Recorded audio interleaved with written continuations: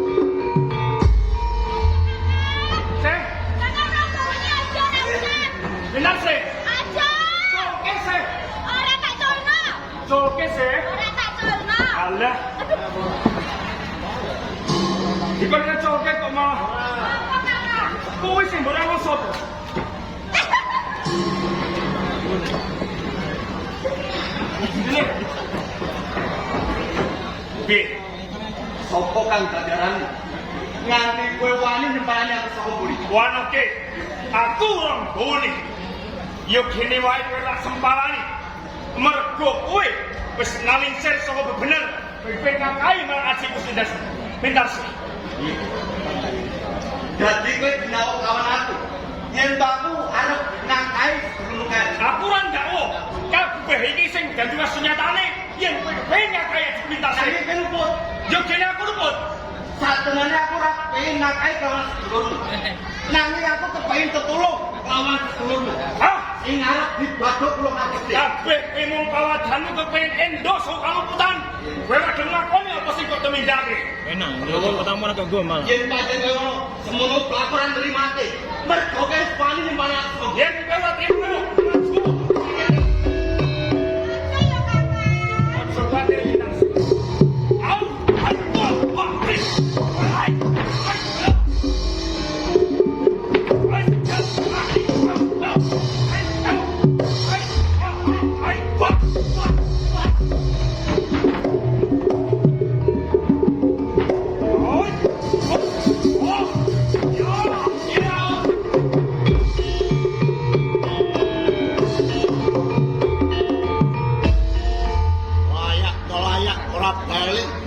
jebol nang kene kok. Nggih, Pak. Ngantos kula randhak angger kula bali wonten omah. Mergo pawon kae, Pak. Sampun dinawu kalih kula yen to kula ajeng ngakahi karo bocah wadon kae. ana pawongan sing ndak olan kowe satemah ganggu ngono bakal bali ana ing desa. Menika Jur perkarane apa kok nganti kowe didakwa lan ngono maneh. satenane aku kepengin sabiyantu kelawan bocah wadon kae. Nanging ana salah sawijine pawongan sing wani dinaok lawan aku. Yen to aku arep ngakai bocah wadon kae. Loh, maju lo orang tua. Tak larai. Terus Iya, sapa sing ndak sini? orang Doni. Ngono. Ditepungke aku meso ora wong tuane meso temok. Oh, jadi kayak anakmu. Iya. Senenge Maiso Cempoko. Bener. Lan kowe Maiso Ngatel. Aku ora teges dakpo lan anakmu Maiso Cempoko. Ning kabeh iki mau dadi kasunyatane. Gonku nyekseni, aku lan mripatku dhewe yen to anakmu kepengin nyakai karo Haji Pendek. Aja gampang ngucapan ndako kalawan si temoko. Babar pisan tandarawan ora percaya. Kowe ora percaya. Wis pas mergo kowe wong tuane wis sabelo marang Maiso Cempoko. Senajan Maiso Cempoko luput, ya tetep kok belani. Mergo Ora kowe wong tuane. kajan kaya anak. Ning aku ngerti watak pantune mergo kuwi wis cilik aku sing lonah. Masuk temoko kae tak dilonah. Dadi wong sing apik, dadi wong kang sing miguna dewasane. Tuladhaning bakal turunan sedulur ning ewo dene kowe wis wani ndak olan temoko. Padha wae nyelani dadane Maiso. Terus ingkang sampean karepe. Ing kene pratimo. Mergo sak paling ndak olan temoko. Yen pancen kowe ora trimo, pancen kuwi sing tak enteni. Ayo, maju bebarengan, ora bakal mundur. Ora sah temoko. Iki lho wong tuane Maiso.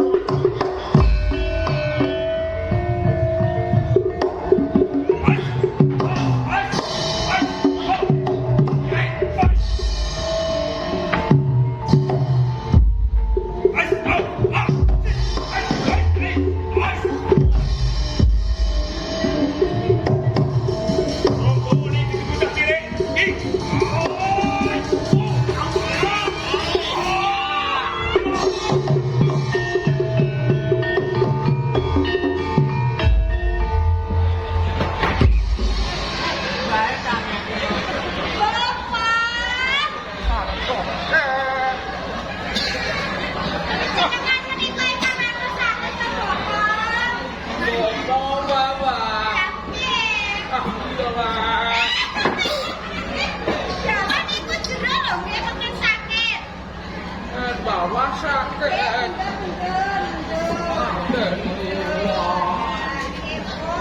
Sesek.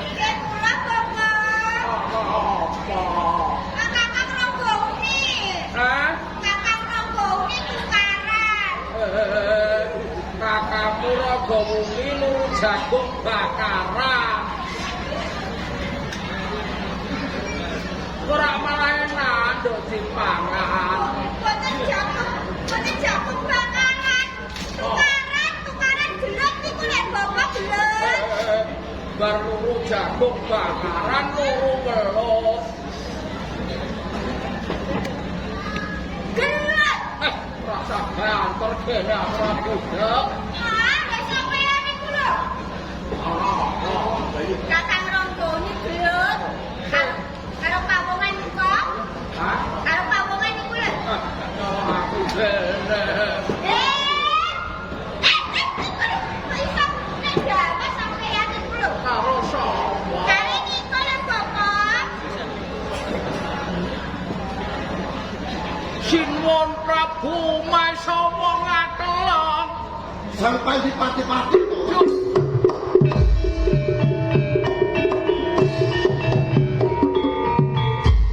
Sampeyan niku pripun?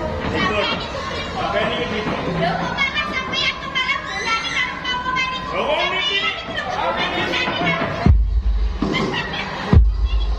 Belani karo kakang Ronggoni, malah belani karo pawongan niku sampeyan. Lah, sampeyan iki pripun to? Tak larae dhisik. Kurang sithik mawon kok dipateni kalian pawongan iki lho. Kok malah sampeyan rangkul ngeten niku. Karo gelap ya. Ate iki kok. Pripun iki pripun? Gak urung seler. Sinuwun. Upami kok panjenengan kelakon nyedani dhateng bocah niki wonten tetembungan suduk puting tatu loro. Jangan saya sampai di Pak. Nggih. Kok penjelasan ini ditolak keluar pakai maupun rondo ini. Sudut gunting tatu loro ini pun kados pundi.